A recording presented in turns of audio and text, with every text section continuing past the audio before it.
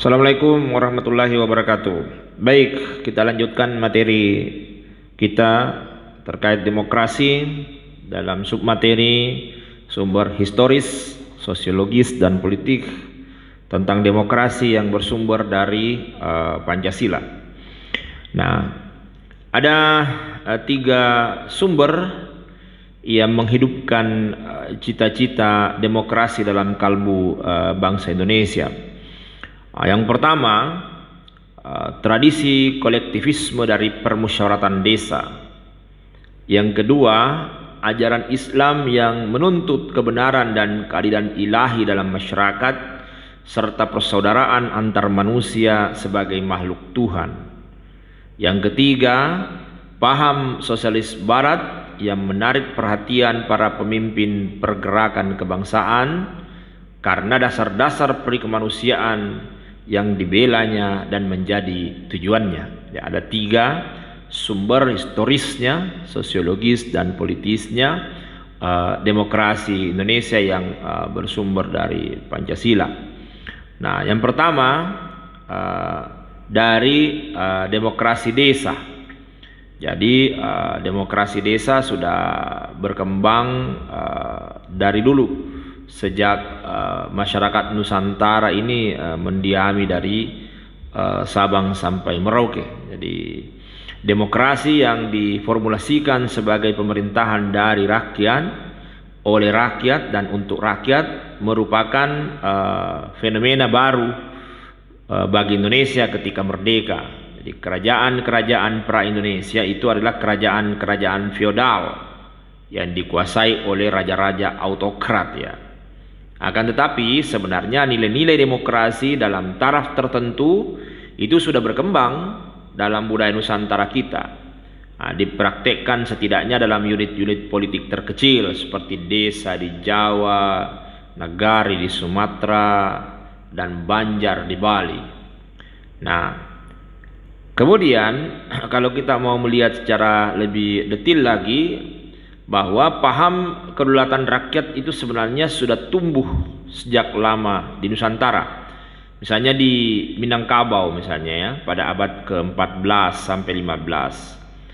Kekuasaan raja dibatasi oleh ketundukannya kepada keadilan dan kepatutan. Jadi ada pembatasan terhadap kekuasaan raja, di mana raja itu harus tunduk pada keadilan dan kepatutan.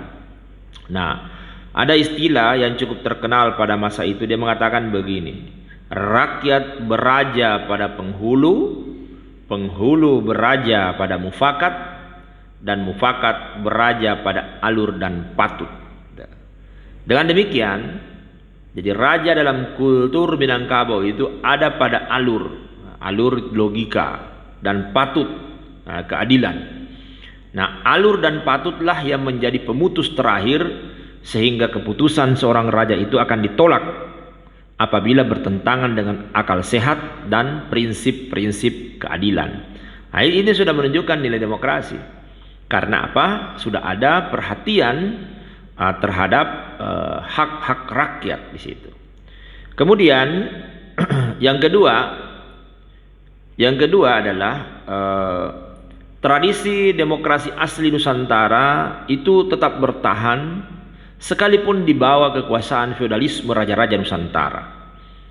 Karena banyak tempat di Nusantara ini tanah merupakan faktor produksi yang penting. Itu tidak dikuasai oleh raja, melainkan dimiliki bersama oleh masyarakat desa. Dimiliki bersama oleh masyarakat desa. Nah, kalau kemudian kita bicara tentang tanah ini, ya, hasrat setiap orang untuk memanfaatkannya itu selalu ada. Jadi itu yang membuat mereka bertahan. Tapi itu harus dilakukan melalui persetujuan kaumnya.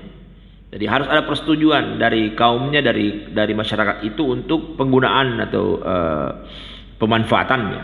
Nah, inilah yang mendorong tradisi gotong royong dalam memanfaatkan tanah bersama. Dan itu merembet pada bidang-bidang lainnya, termasuk dalam hal kepentingan pribadi seperti membangun rumah, ada kenduri, ya, ada acara-acara selamatan dan seterusnya ya. Nah, adat hidup seperti ini itu membawa kebiasaan bermusyawarah menyangkut kepentingan umum yang diputuskan secara mufakat. Nah, makanya kemudian itu ada pepatah Minang ya, yang saya pikir sangat populer gitu. Di mana dikatakan bahwa bulek aye deh pambuluah, bulek kato deh mufakat. Nah, bulat air karena pembuluh atau bambu, bulat kata karena mufakat. Ini menunjukkan sebenarnya tradisi musyawarah mufakat itu kemudian melahirkan institusi rapat pada tempat tertentu yang kemudian dipimpin oleh kepala desa. Nah, setiap orang yang menjadi warga asli desa tersebut berhak hadir. Jadi karena alasan pemilikan produksi, faktor produksi dalam milik tanah secara bersama dan tradisi musyawarah, tradisi desa boleh saja ditindas oleh kekuasaan feodal, namun dia sama sekali tidak dapat dilenyapkan itu. Bahkan dia tumbuh subur sebagai adat istiadat. Nah, selain itu sebenarnya ada lagi anasir lain dari tradisi demokrasi desa di Nusantara yang kemudian menjadi asli dari masyarakat Nusantara kita. Nah, yang pertama adalah ada hak untuk mengadakan protes bersama terhadap peraturan-peraturan raja yang dirasakan tidak adil. Yang kedua, ada hak rakyat untuk menyingkir dari daerah kekuasaan raja apabila ia merasa tidak senang lagi di sana. Itu sebenarnya adalah sebuah prinsip demokrasi yang luar biasa. Ya. Jadi dalam melakukan protes biasanya rakyat bergerombol, berkumpul di alun-alun, duduk di situ beberapa lama, tidak berbuat apa-apa, dia hanya mengekspresikan dirinya bahwa ada hal yang tidak sesuai. Nah, itu sebuah bentuk demokrasi damai. Jadi anarkisme yang terjadi dalam kehidupan demokrasi kita sebenarnya itu bukan hal yang baik gitu. Tapi seharusnya kemudian itu tidak terjadi. Kenapa? Karena di masyarakat kita, di masyarakat Nusantara itu sudah ada contoh yang baik sebenarnya, di mana kemudian sudah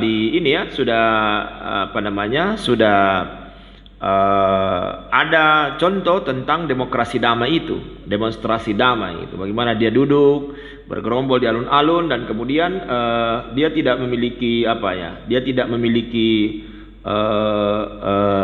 hal-hal yang buruk di situ terkait dengan anarkisme ya. Nah, tidak sering rakyat yang sabar melakukan itu, namun apabila dilakukan pertanda menggambarkan situasi genting. Jadi ada hal yang genting, baru kemudian dilakukan yang namanya bergerombol di alun-alun atau di depan keraton lah kalau di daerah-daerah yang kemudian ada di daerah yang ada keratonnya. Nah, kemudian ada hak menyingkir. Jadi hak menyingkir itu kemudian dianggap sebagai hak seseorang untuk menentukan nasibnya sendiri. Kesemua itu menjadi bahan dasar yang dipertimbangkan oleh para pendiri bangsa untuk mencoba membuat konsepsi demokrasi Indonesia yang modern berdasarkan demokrasi desa. Jadi itulah 5 anasir demokrasi kita yang terangkum di dalam permusyawaratan perwakilan gitu. Jadi kerakyatan yang dipimpin oleh hikmat kebijaksanaan dalam permusyawaratan perwakilan itu diilhami oleh adanya rapat, mufakat, gotong royong, ya, hak mengadakan protes bersama dan hak menyingkir dari daerah kekuasaan raja. Jadi itulah yang menjadi landasan dari kemudian demokrasi kita. Kemudian selanjutnya ada yang bersumber dari Islam. Nah, ada banyak saya pikir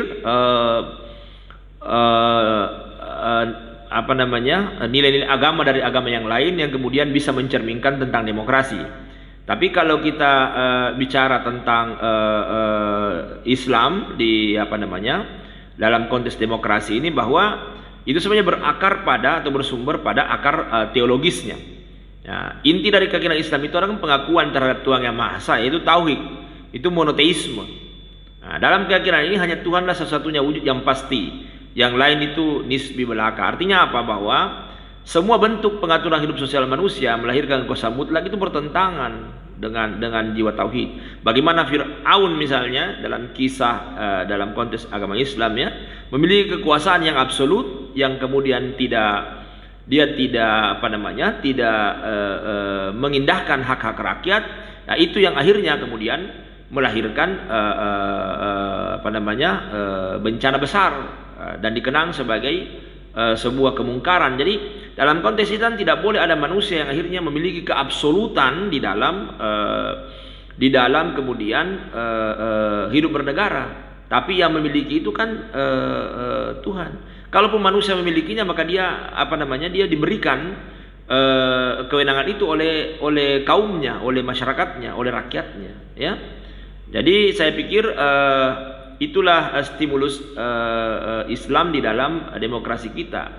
Nah, akhirnya kemudian ada perubahan ya. Jadi dulu itu dikatakan Melayu pantang membantah. Nah, itu kan artinya raja betul-betul menjadi sangat disembah. Seperti dalam konteks Eropa ya, ada namanya primus inter pares. Nah, sementara kalau kita bicara setelah Islam datang, akhirnya muncullah itu peribahasa raja adil, raja disembah, raja zolim, raja disanggah. Nah, itu artinya apa? Ada nilai-nilai egalitarianisme dalam konteks demokrasi menurut Islam. Kemudian selanjutnya adalah sumber dari Barat. Saya pikir ini sesuatu yang juga bagus ya, dan bisa dijadikan acuan demokrasi kita. Jadi adanya sistem pemerintahan ya yang kemudian menghargai hak-hak asasi manusia dan seterusnya itu juga menjadi sumber.